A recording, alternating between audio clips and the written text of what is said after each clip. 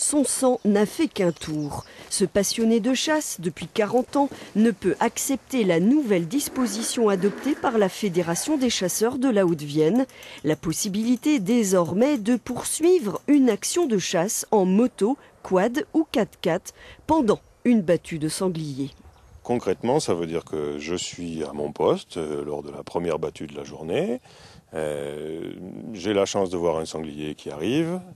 Ce sanglier passe devant moi, je le tire, je le manque. Jusqu'à présent, la chasse était finie, le sanglier était sauvé. Maintenant, je vais pouvoir me précipiter dans ma voiture, décharger ma carabine si j'oublie pas, prendre le premier chemin venu, aller à fond sur ce chemin pour essayer de repasser devant le sanglier, puisque c'est ça la finalité du texte, pour essayer de le tirer à nouveau. Inacceptable pour lui.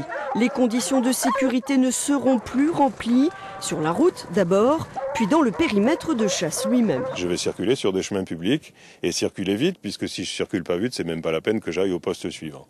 Donc je vais peut-être mettre en danger ceux qui se promènent sur ce chemin-là, entre les deux postes. Et puis, il y a la sécurité du tir lui-même. C'est-à-dire, lorsque je vais arriver sur l'autre poste, je vais me précipiter, donc je vous l'ai dit, pour pouvoir tirer, et sans forcément m'être imprégné de ce qu'il y avait tout autour de ce poste, comme autres personnes, comme autres promeneurs, comme autres utilisateurs de nature. Un risque d'accident trop important selon lui. Reste l'éthique, également malmené avec ce nouveau dispositif ne laissant aucune chance au gibier.